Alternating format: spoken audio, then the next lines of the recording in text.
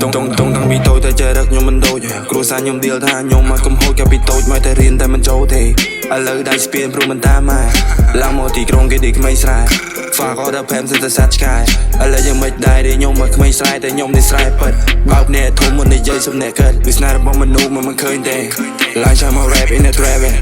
drop តែ ជន់ ផុក មក កឡុក ដេក ក្រុង ពុន ស្ដាប់ បត់ ខ្ញុំ លេ ស្ដាប់ ទៅ ក្នុង មុំ រើ ไป ជើង ជន់ ផង ឡា មក ជន់ លើ steak អ្នក កណ្ដិត ត កាល អត់ ស៊ី អត់ ដេក ភ្លេច ខ្លួន តែ មក ផ្លឹក កលេច ឃើញ តែ ពូ វេក បិទ ភ្នែក តែ មក ផ្លែត សួរ តែ fuck ពណ៌ អ្វី កំពុង ឆ្នៃ ខ្លួន ឲ្យ ភ្លឺ ផ្លែត និយាយ ស្រួល បុព្វ យត្ត ភ្លឺ ក្នុង ប៉ែ សូប គ្រាប់ ចូល បង ឲ្យ ដាក់ តម្រង់ ឲ្យ ដេក ភ្លេច ខ្លួន តែ មក ផ្លែត ពូ វា ត មក ជី ជន់ នឹង សលេង ខ្ញុំ លន់ នៅ រក លន់ ពុន ស្ដាប់ តែ មិន តែ លន់ number 1 ជន់ ថត និយាយ ភ្លី ផ្លើ ប្រយ៉ាញ់ ផ្ទះ បែក កញ្ចប់ fuck you shit សិត ពូ I love បាយ Chester ក៏ មក ភ្លើ ធ្វើ ចេះ បាយ នៅ លងើ ក៏ មក ធ្វើ ដូច the best ចេះ នោះ ចេះ តែ មិន ដែរ ឃើញ ខ្មែរ ចេះ នេះ ចេះ នោះ តែ វា ក៏ like ខែឡើង មក ទី ក្រុង គេ ដេក ក្មេង ស្រែ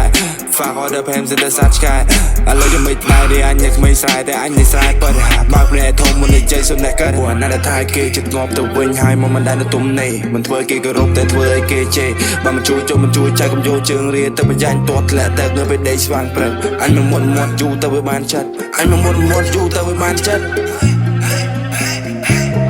តងតាំងពីតូចតែចេះរឹកខ្ញុំមិនដូចគ្រូសាខ្ញុំដៀលថាខ្ញុំមកកំហូចកាពីតូចមកតែរៀនតែមិនចូលទេឥ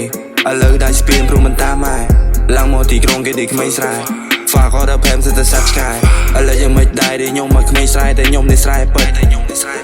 គិតមើលច្បាស់ណាប្រេណា fake និយាយចំពេកទីវាស្រែកបែក make is me មិនប្លុករៀងកាយដូចឆាក់លោកទីលោខ្ញុំចាប់ហែកពពូអស់លោកត្រឹមតែទីសัตว์កុកកំចង់មកសោយសុកជាមួយនឹងសัตว์កែកវាចង់ខ្លាំងសាហាវជាងគ្រូខ្មែរបើខ្ញុំមិនហៅឆ្កែតែខ្ញុំគូហៅអីនិយាយដើមខ្ញុំប្រាប់ទុកជាមុនកំចង់មកហក់លោទីលោខ្ញុំឲ្យស្បៃអួតនោះអួតក្រុមមិនទាន់ដល់មកមេ fuck that way ដេកមើលទៅត្រង់ស៊ី fuck you bitch សិតតែពូអាសំគីថយជាឆ្ងាយកុំចូលមកទីនេះបើសัตว์សេះទុកអញជាអ្នកជីហូចមករំពាត់ទៅវត្តពូអស់នេះ